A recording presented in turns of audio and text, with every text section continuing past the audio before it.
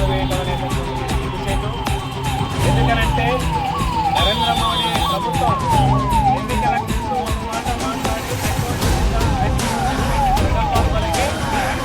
5 రాష్ట్రాలు ఎన్నికలు అయిపోయిన తర్వాత రోజు ఇక మాకేం సంబంధం లేదు, ప్రజల మీద భారాలు వేయడమే పని అనే పద్ధతుల్లో ఈరోజు పెట్రోల్ డీజిల్ ధరలు మరి పెంచి ఈరోజు సామాన్య ప్రజల యొక్క నడ్డి విధంగా వ్యవహరిస్తున్నటువంటి తీరు ఉంది. ప్రధానంగా ఈరోజు అంతర్జాతీయంగా క్రూడ్ ఆయిల్ ధరలు పెరిగినాయని చెప్పేసి చెప్తా ఉన్నారు. అది కాదు కానీ మరి ఎన్నికల కంటే ముందు కూడా అంతర్జాతీయ క్రూడ్ ఆయిల్ ధరలు పెరిగినాయి. మరి ఆ రోజు ఎందుకు పెంచినాయి? ఈరోజు ఎన్నికలు అయిపోయినాయి కాబట్టి ఎన్నికలు అయిపోయిన తర్వాత ఎవరైనా చెప్పినా మేమేం వినేది లేదనే పద్ధతుల్లో ఈరోజు ధరలు అనేటువంటి పెంచి సామాన్య ప్రజలు మరి కొనలేనటువంటి పరిస్థితిలో ఉన్నారు. ఈ పెట్రోల్ డీజిల్ ధరలు పెరగడం వల్ల ధరలను కూడా పెరుగుతూ ఉన్నాయి. సామాన్యమైనటువంటి ప్రజలకి భారాలు వేయడం సరైనది కాదు.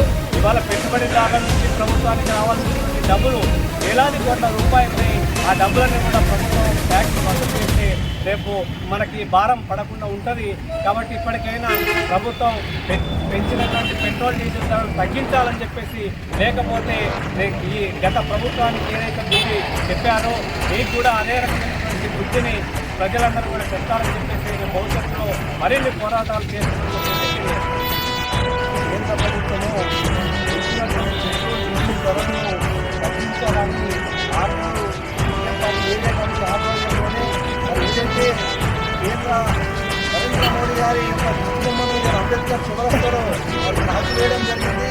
ఏదైతే పెట్రోల్ డీజిల్ వంట గ్యాస్ ధరలు పెరగడం వలన ఇలా సామాన్య ప్రజలపై ఎలాంటి భారాలు ఇలా పడడం జరుగుతుంది.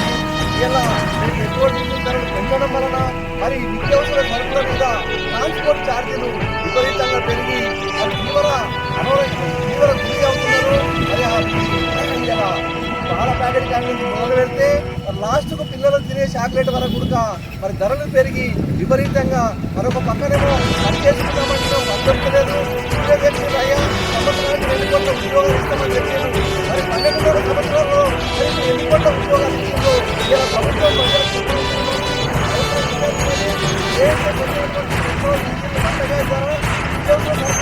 మరి తగ్గించేంత వరకు అందరూ ప్రజలందరూ మమేకం చేసి పోరాట బాట చేయాల్సినటువంటి ప్రజల మీద ఉందని సీఎం పార్టీగా కేంద్ర ప్రభుత్వాన్ని హెచ్చరిస్తున్నా.